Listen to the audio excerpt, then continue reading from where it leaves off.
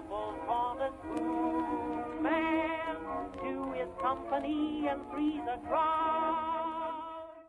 The house was built in 1877 by a Mr. Burnett, who was a very wealthy New York City hatter.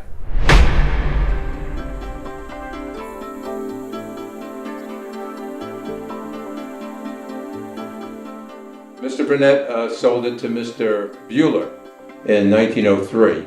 He was a very wealthy financier in New York, and he owned it until his death in 1910. It was deteriorated and left vacant for years, and had fallen to total disrepair and became sort of a danger to the town.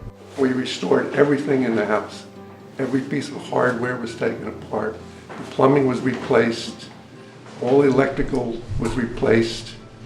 Every outlet, every doorknob, every radiator was restored. The walls were replastered. Roofs were changed. Of course, there was no heat or air conditioning, so they had gas pipes, and that what they used to do was have all the lights use the gas pipes, and they created their own gas with their own equipment. And as far as heat was concerned, every room had fireplaces, so that's how they had their heat. They also had a water tower at the top of the building, and that's how they had water in the house. And somebody actually had to pump that by hand. Obviously, the plumbing and the heating system had to be replaced because that was antiquated. The doors are original. Molding, any molding that we couldn't save was reproduced back to the original. And they even have like the skeleton keys still for the doors, you know, the hardware, everything was taken down and stripped. And you can see, you know, we watched the progress. I mean, there was nothing, and then there was, you know, these beautiful, beautiful features of a home that you just don't see anymore. I mean, you don't even see these doors, you don't see these doorknobs anymore. You'd have to go someplace and find as an antique. Remember, this house was here almost 50 years before Pine Beach became incorporated.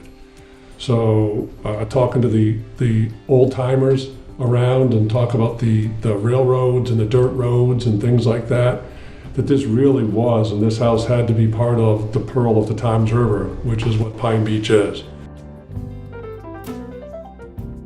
My family and I moved in here in the early 1980s, and this was always the hidden house up here. You always knew it was here, but people really didn't see it. The 22nd and 24th president, who was the same man, Grover Cleveland, used to visit the house for the purpose of fishing and duck hunting. And he was a guest here of, we believe, Mr. Buhler. It may have been Mr. Burnett. Well, it's 150 years old. I mean, just being a president was here makes the house worth saving, I would think.